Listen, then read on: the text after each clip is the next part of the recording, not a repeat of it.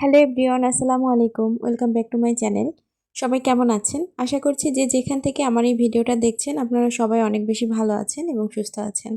আলহামদুলিল্লাহ, আমরাও সবাই ভালো আছি। তো আমি প্রেগনেন্সির একদম থার্ড ট্রাইমেস্টারে খুব একটা বেশি সময় নাই। তো আমি হসপিটালে চলে যাব। হসপিটালে যাওয়ার আগে বাসার সমস্ত কাজ গুছিয়ে রেখে যাচ্ছি, কারণ যেহেতু আমার দেখাশোনা করার জন্য তেমন একটা মানুষ নাই। তো এই কারণে আমি অনেক বেশি ভয় পাচ্ছি যে আসলে আমার কি হবে না হবে, কারণ যেহেতু সবাই জানেন যে সিজারে কিন্তু প্রচুর পরিমাণে কষ্ট। নর্মালি বেবি হলে কিন্তু খুব একটা বেশি দিন কষ্ট করতে হয় না, মানে খুব বেশি দিন তাকে রেস্ট নিতে হয় না, সর্বোচ্চ 1 সপ্তাহের মধ্যেই তারা কিন্তু সুস্থ হয়ে যান। নর্মালি বেবি হওয়া অনেক মানে কষ্টের, কিন্তু মানে বেশি দিন সময় এই কষ্টটা কিন্তু থাকে না। তবে অনেকেই মনে করেন সিজার একটা সাধারণ অপারেশন, আসলে এটা কোনো সাধারণ অপারেশন না।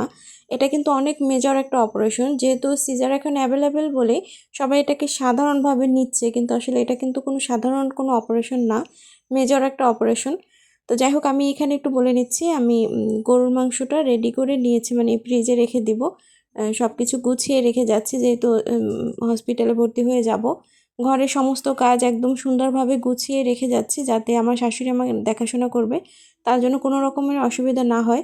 সব কিছু আমি ধুয়ে টুয়ে তারপর মাছ মাংসের বাজার এবং যাবতীয় মুদি বাজার বা যে কোনো মানে সব ধরনের জিনিস, মশলা টশলা সব কিছু একদম রেডি করে যাচ্ছি, যেন তার কোনো রকমের কোনো কষ্ট না হয়, সে শুধু রান্না বান্নাটা করবে।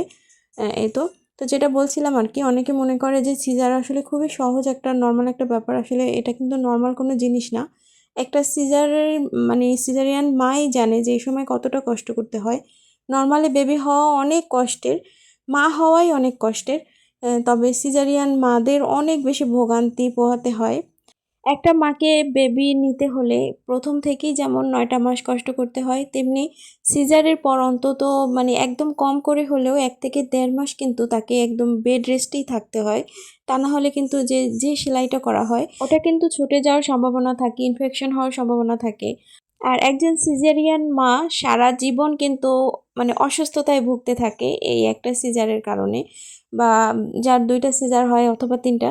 তো সারা জীবনই কিন্তু এই সিজারের যে মানে ব্যথাটা, এটা সারা জীবনই ভোগান্তি পোহাতে হয়। তো যাই হোক, আমি দুপুরে রান্নাটা করে নিয়েছি। আমি দুপুরবেলা জাইনের বাবা গরুর, আজকে হচ্ছে শুক্রবার, শুক্রবার দিন এখানে গরুর মাংস রান্না করে নিচ্ছি আর পোলাও রান্না করব। তো শুক্রবার হচ্ছে সকালবেলায় এই যে 10টা বা 10:30টার মধ্যেই মাংসটা পাঠিয়ে দিয়েছিল বাসাতে। 7 কেজি গরুর মাংস কিনেছে, তো 7 কেজি মাংস আমি 7 দিন করেছি, 1 কেজি করে। আজকে একদিন আর বাকি 6 কেজি আমি ফ্রিজে রেখে দিয়েছি। আর গরুর নলি এনেছিল 3টা পায়া, তো সেগুলো আমি 2টা ভাগ করে ফ্রিজে রেখে দিয়েছি। আজকে দুপুরে পোলাওটা রান্না করছি গরুর মাংসের সাথে। সচরাচর আসলে পোলাওটা আমরা তেমন একটা পছন্দ করি না, কিন্তু জাইনের জন্য এখন মাঝে মাঝেই পোলাও রান্না করি। জাইন হচ্ছে পোলাওটা এত বেশি পছন্দ করে, পোলাও দিলে আমার মানে নিজের কোনো ভাত খাইয়ে দিতে হয় না। ও একা একাই সেই মানে পোলাওটার সাথে মাংস হোক অথবা রোস্ট হোক একা একাই খেয়ে নেয়।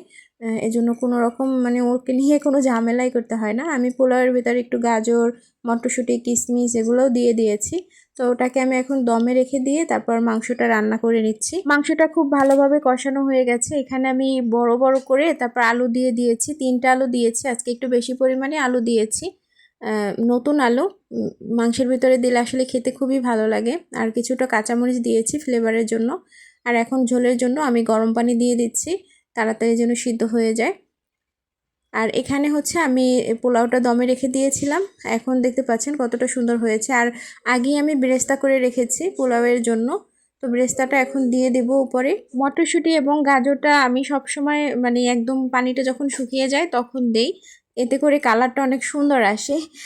তো প্রথম অবস্থাতেও দেওয়া যায়, তাতে করে সিদ্ধটা ভালো হয়, আর এই লাস্ট টাইমে দিলেও সিদ্ধ ভালো হয় এবং সেই সাথে কালারটা সুন্দর থাকে, এই কারণে লাস্ট টাইমই দিই। আর পোলাওটা দেখতে পাচ্ছেন কি সুন্দর কালারফুল হয়েছে। আবার একটু দমে রেখে দেব, তারপর মাংসটা হলে আমরা দুপুরের খাবারটা খেয়ে নেব।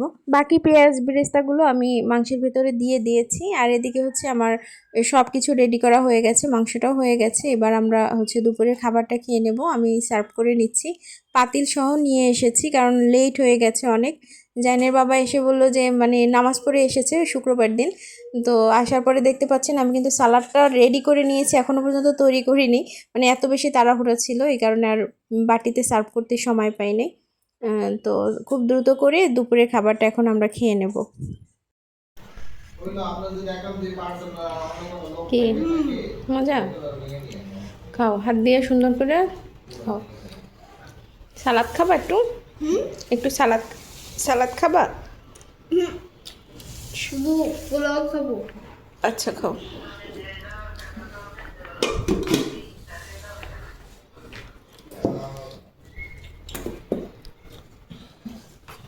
খাও।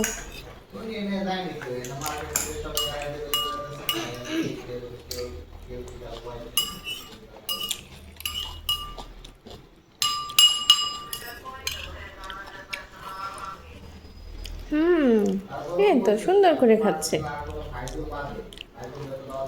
ওয়াও। খাও আস্তে আস্তে খাও।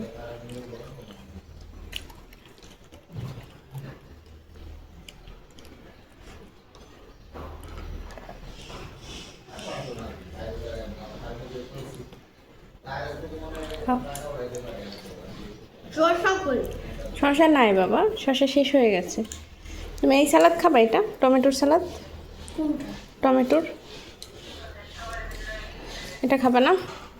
তাহলে শুধু গাজর খাও। জায়ান্টকে খাবারটা আমাদের সাথে দিয়েছিলাম, ছোট মানুষ বলে আসলে ওর খেতে একটু সময় লাগে, আস্তে আস্তে করে তারপর খায়। তো ও যতক্ষণ খায় ততক্ষণ আমি ওর পাশেই বসে থাকি, তা না হলে একদম এলোমেলো করে ফেলে। তারপরও মাশাল্লাহ খাবার হাত দিয়ে খেতে শিখেছে, তো এই জন্য আসলে ভালো লাগছে। আজকের ভিডিওটা আপনাদের কাছে কেমন লেগেছে সবাই কমেন্ট করে জানাতে পারেন। আর সবাই একটু আমার জন্য দোয়া করবেন, কারণ একদম আমি হসপিটালে যাওয়ার আগ মুহূর্তেই কিন্তু এই ভিডিওগুলো।